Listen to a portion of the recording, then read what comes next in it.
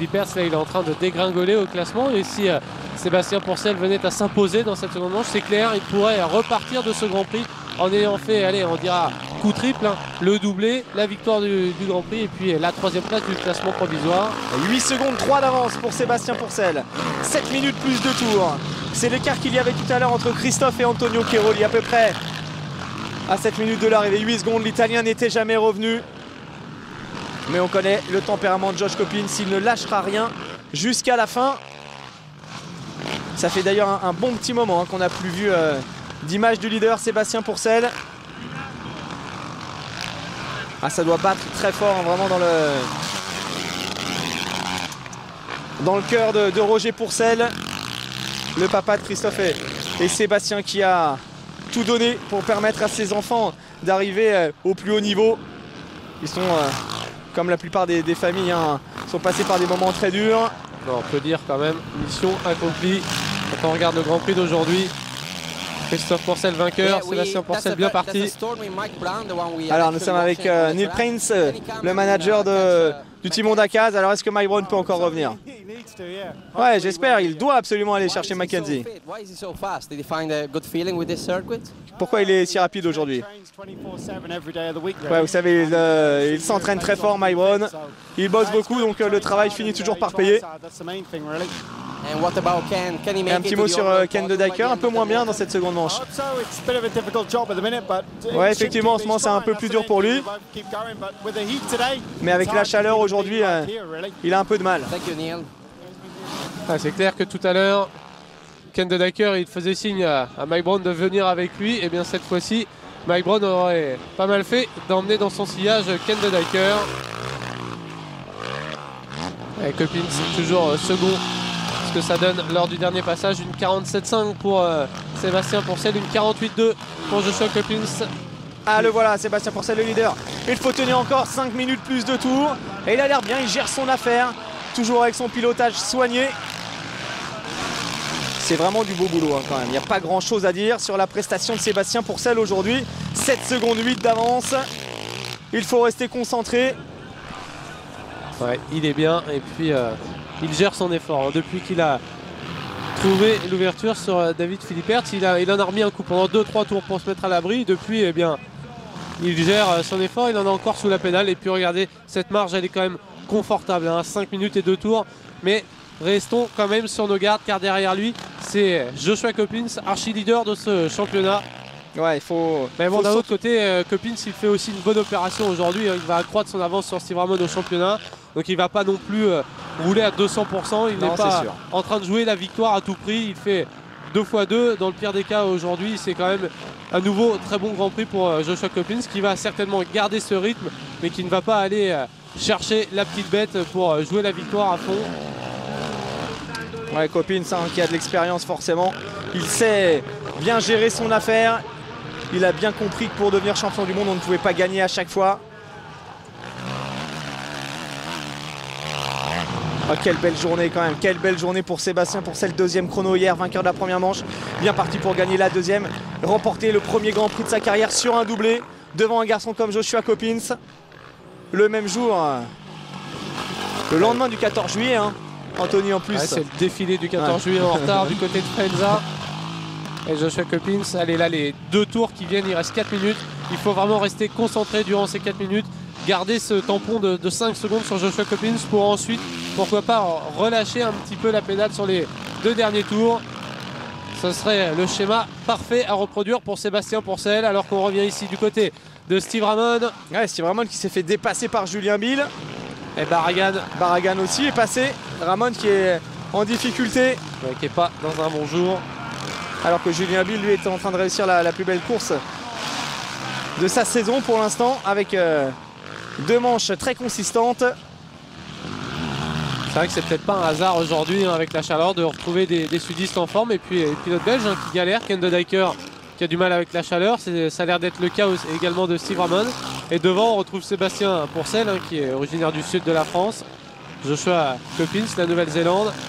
Jonathan Barragan, il est espagnol, il est aussi habitué à rouler quand il fait chaud. Et puis Mike Brown qui a l'habitude également de rouler dans des conditions compliquées. Aux États-Unis, chaleur étouffante. Aujourd'hui, c'est de la rigolade pour lui. Ouais, le seul, de toute façon, le ombre au tableau, ça serait Billy Mackenzie, 4e. Du côté de l'Angleterre, on ne peut pas vraiment parler de grosse chaleur. Ouais, mais c'est clair que la météo aura joué un rôle aujourd'hui. On sait bien que Billy Mackenzie aussi, Anthony, c'est quand même un peu l'homme toujours des surprises. Donc il est toujours là quand on ne l'attend pas. Il a réussi un bon Grand Prix. Ouais, et puis il va devoir quand même se méfier dans cette fin de manche d'un certain Mike Brown.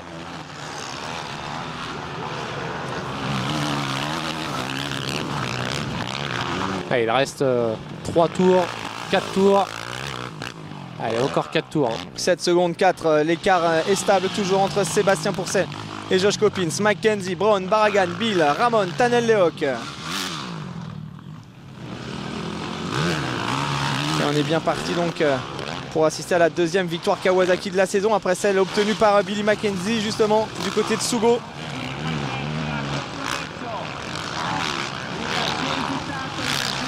Et le prochain rendez-vous du championnat du monde, c'est, on en parlait tout à l'heure, c'est Loket, la République tchèque. Et là aussi, attention, les pilotes français ont l'habitude de briller là-bas. C'est un circuit qui a toujours réussi au tricolore depuis tout le temps. Pichon, De Maria, Frédéric Bollet, Christophe Pourcel, ils ont tous obtenu d'excellents résultats en République tchèque. C'est vrai qu'aujourd'hui, on est gâté côté tricolore avec la confirmation de 2 grands talents. Sébastien, Christophe Pourcel, l'émergence de jeunes pousses avec Marvin Musquin, Gauthier Paulin. Allez, 7 secondes d'avance pour Sébastien Pourcel. Vous pensez que c'est bon, que ça va le faire? Ah, je suis un peu inquiet quand même, forcément, il reste encore 3 tours.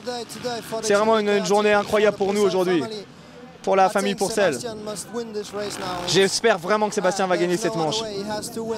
Il doit la gagner. Ce serait vraiment un week-end fantastique pour nous. Ah, il y a de l'émotion chez Patrick Géladé, forcément.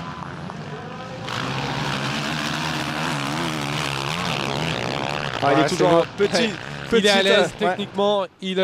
S'il se permet ça, c'est qu'il en a encore sous la pédale physiquement. C'est bon signe. Allez, Sébastien Pourcel qui se régale sur ce circuit de Faenza. Et pourtant, franchement, à voir, ça ne fait pas vraiment envie quand c'est sec, béton comme ça, défoncé.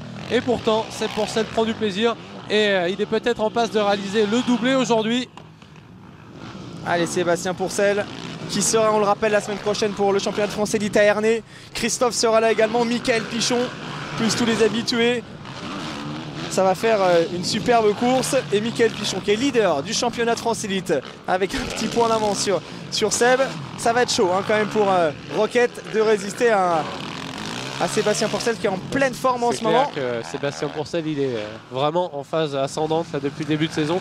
Et c'est dommage qu'il se soit blessé, il s'était parfaitement préparé aux États-Unis. Malheureusement, il était victime d'une grosse chute à l'entraînement quelques semaines seulement avant le premier Grand Prix. Donc il a vraiment démarré la saison timidement, on va dire. Il est monté en pression, maintenant il est en pleine possession de ses moyens. Et ça aurait été intéressant de voir ce que ça aurait donné sans cette chute et sans ce petit coup d'arrêt dans sa préparation. Allez, Tanel Lehoc en train de revenir en fin de manche. Il est 7e, le pilote Kawa. En revanche, Steve Ramon vraiment en délicatesse en cette fin de course. Ouais, là, il est en cruise control. Ouais, Steve Ramon, pas de prise de risque, il est 8e, il a compris que c'était pas pour lui aujourd'hui. Je veux dire que c'est pas vraiment les conditions idéales pour lui qui aime le sable. Allez, le des derniers tours, ça y est, nous y sommes. Nous y sommes, 2 tours encore pour assister peut-être au doublé de la famille Pourcel et surtout au doublé de Sébastien dans ce Grand Prix MX1.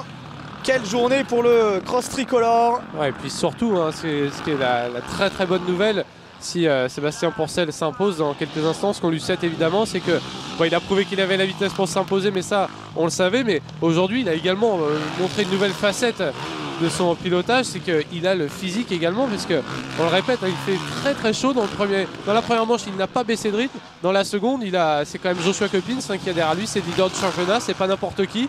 Il s'est battu en début de manche pour se débarrasser de David Philippert. On aurait pu croire qu'il avait cramé un petit peu son énergie. Eh bien, rien du tout. Sébastien Pourcel est resté sur le rythme. Il a même distancé encore un peu plus Joshua Coppins. Donc c'est vraiment la très très bonne nouvelle. Sébastien Pourcel est rapide, il a le physique et ça peut vraiment faire mal. Il le prouve aujourd'hui avec un doublé d'ici quelques instants. Maibron.